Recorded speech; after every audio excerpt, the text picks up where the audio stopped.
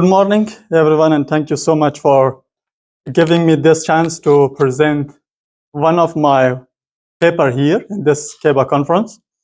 I'm going to focus on a kind of double focus approach in return to scale and at the same time gender disparities in three advanced Asian economies, which is Singapore, Korea, and Japan.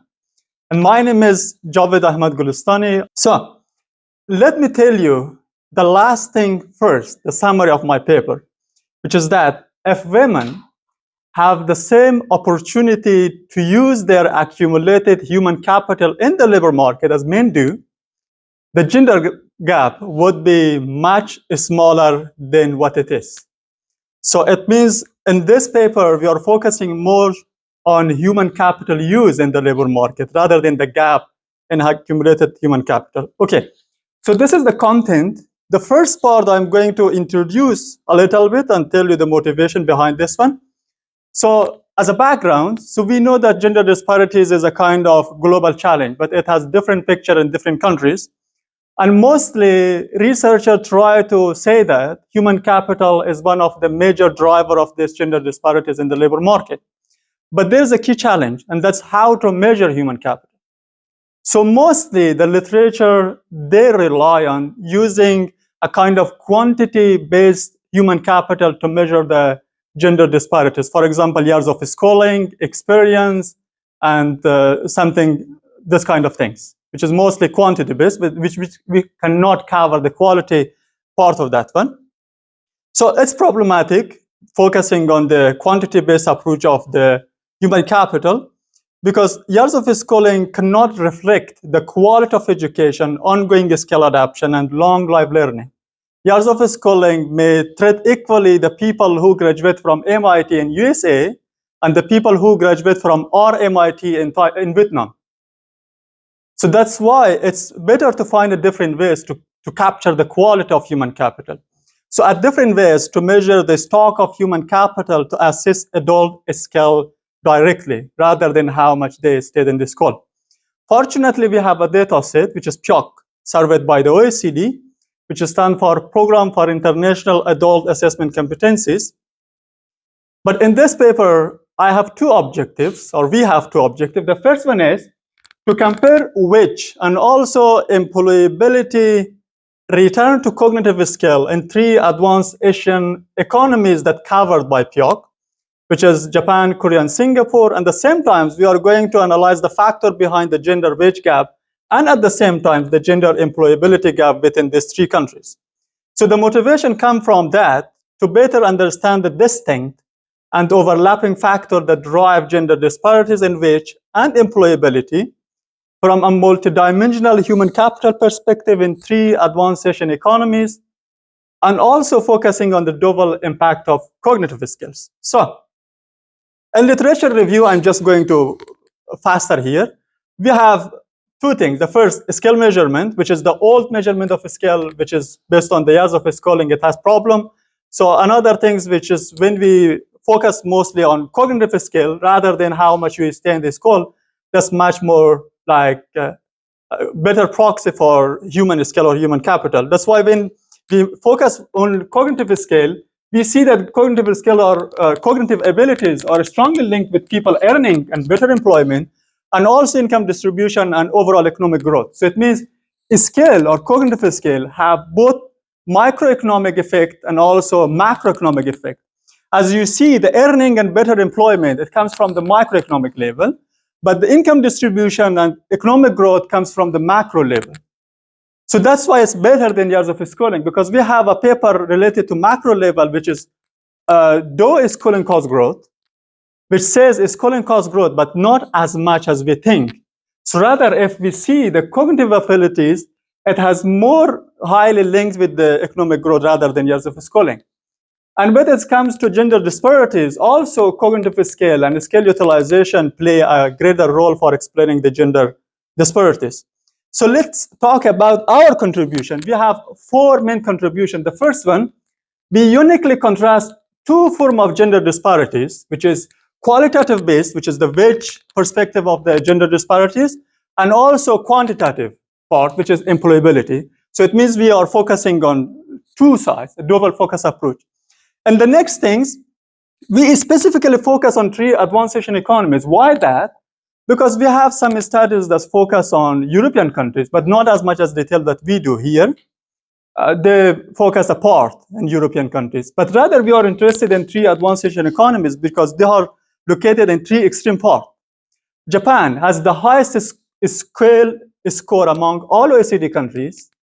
Singapore has the lowest scale score among all OECD countries, and Korea is a kind of the middle. So we focus on three extreme points to see what's going on in advanced Asian economies. In terms of heterogeneity, also some of the paper focused on cognitive scale return previously, but they just focus on mean level of the whole sample, not they didn't consider the heterogeneity. So we are considering the heterogeneity over the age and over scale level also, and we use a kind of new decomposition, which is Gilbach, which is a kind of sequence-free and robust, and also the other contribution that we may bring, which is mostly related to a policy implication, which is one-size-fits-all policy approach may not be effective. So it means we should provide some cause-specific policy rather than providing one policy for the whole problem. So when it comes to empirical strategy, there are some easy strategy. The first one, we use a OLS, which is a Mincer equation, but rather than years of schooling, we have cognitive scale in the model. And we use quantile regression for the wage purpose to see how it differs on over the different distribution of wages. But there are some source of bias. That's why we are going to use instrumental variable and add some more variable to consider the omitted variable bias as well. So for the case of measurement error, we use literacy as a IV for numeracy. For the case of reverse causality, we use years of schooling as the other literature do. And for the third one, for omitted variable bias, we add parental education and also health status. Actually, by considering the alternative identification, we don't mean to solve the causality problem. Rather than we want to see the relationship or the direction that we get from the simple model, though they consist with using different alternative or not. So it's the Gilbach decomposition. In the Gilbach decomposition, we are interested on three most important factors: demographic, accumulated human capital, and human capital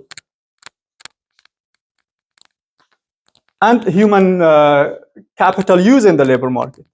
So when it comes to the data is come from the PIOC OECD level, which is covered three main domain of cognitive skills, which is literacy, numeracy, and problem solving.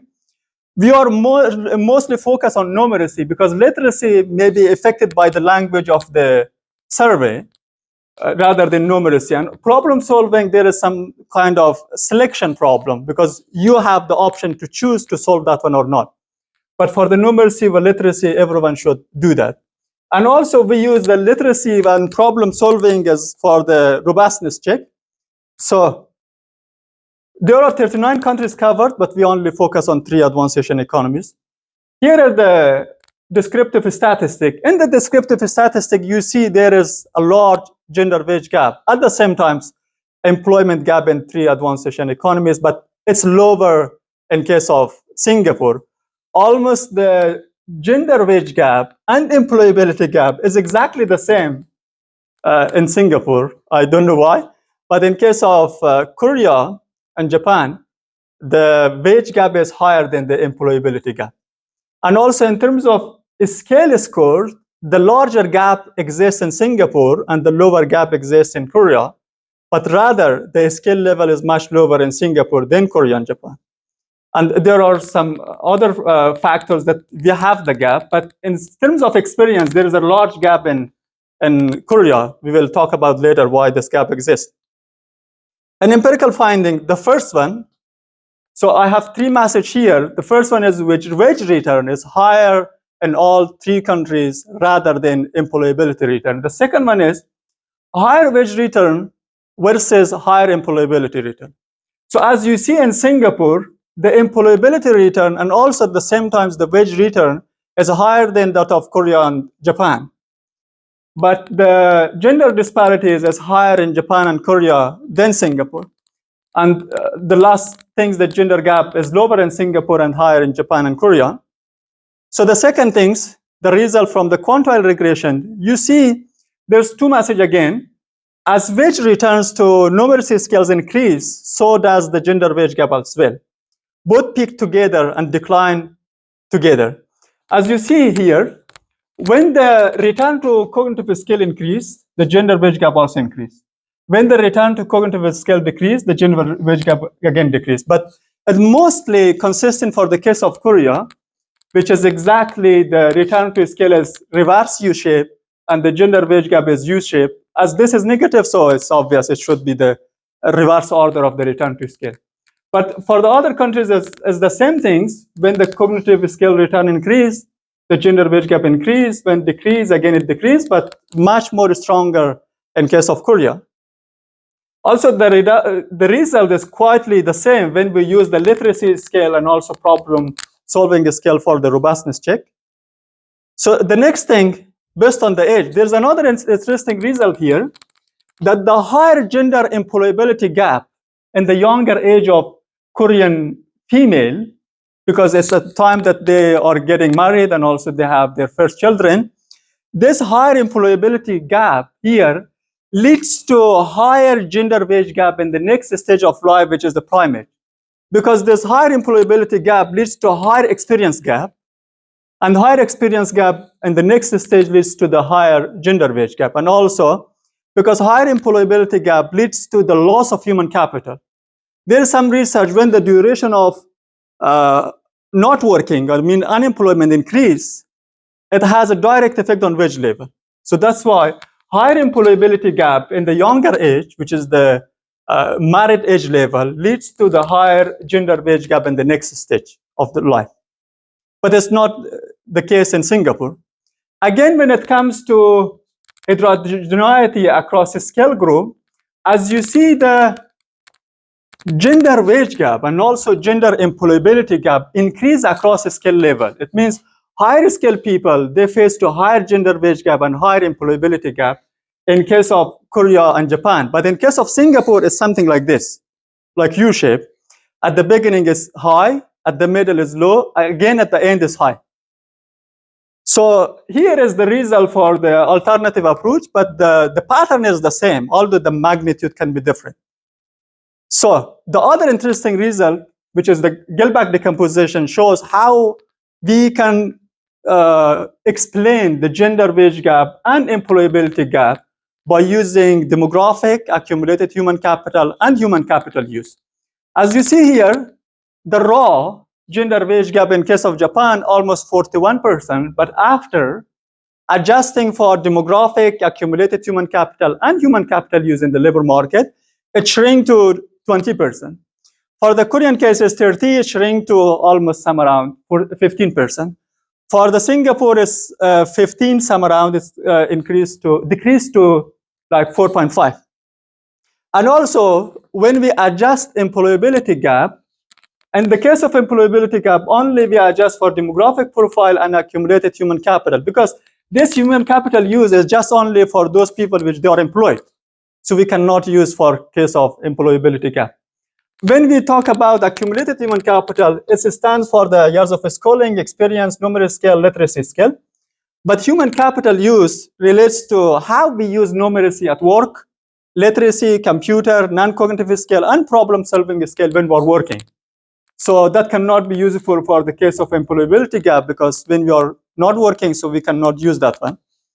When we try to see which factor contribute how much, in the case of demographic, you see the contribution is very low, but in case of accumulated human capital and human capital, it's large.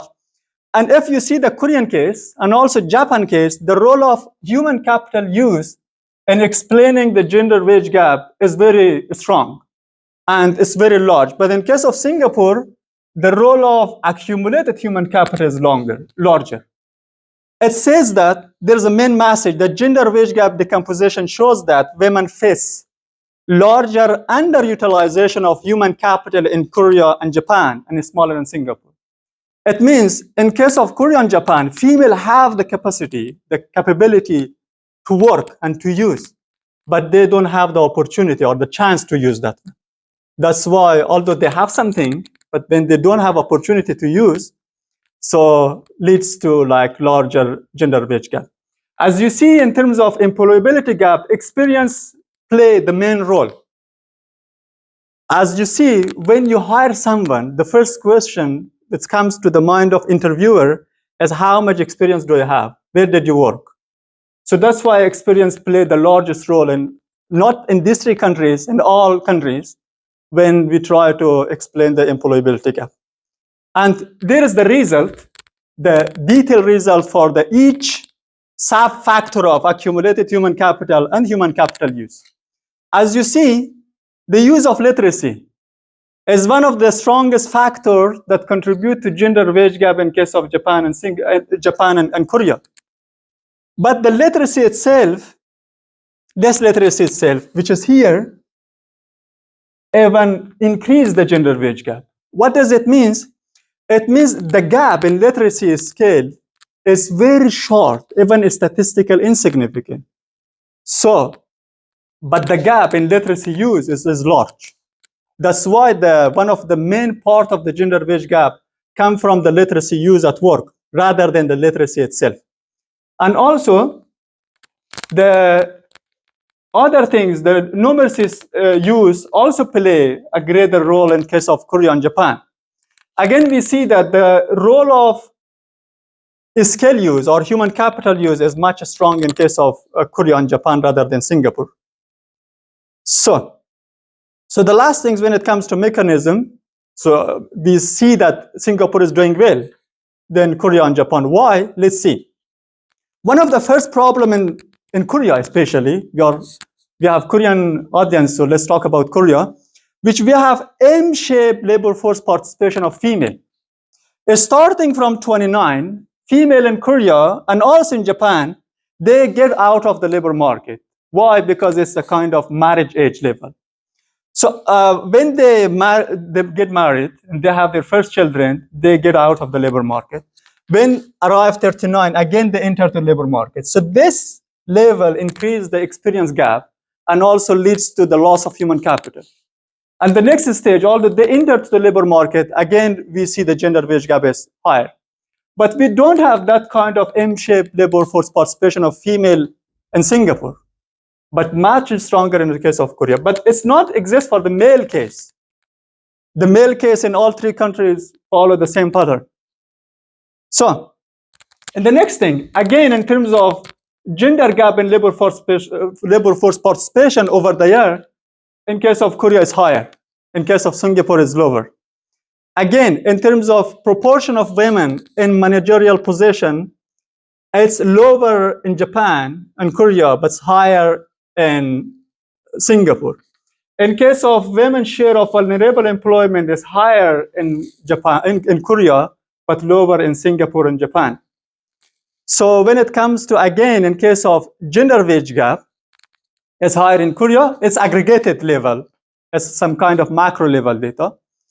There's one thing in case of Korea, if you see the 2016 here, after 2016, the gender wage gap is declining in Korean case. At the same time, the fertility rate is declining sharply. So we can say that one part of the reduction in gender wage gap comes from the reduction in fertility, because now more women want to work rather than stay at home and taking care of children. And also, after 2016 here, you see the proportion of female in managerial position in Korean case is increasing. So it can be another reason for lowering the gender wage gap. So finally, in this study, we focused both at the same time on the qualitative labor market outcome, which is wage, and quantitative, which is employability. And also, we saw that accumulated human capital of women underutilized in Korea and Japan case. And Singapore indeed is doing better both in terms of returns and disparities, but the Korean case is vice versa. And the final things that we should provide some policy implication suggestion, we should provide some cause-specific policy. It should be designed and adapted. And my future plan is to work on the role of socio-emotional skill in labor market success, because now is the age of AI, and AI is occupying mostly those kind of skills like numeracy. But we should think about those kind of skills which have more human touch. So this is the end of my presentation. Thank you so much for hearing.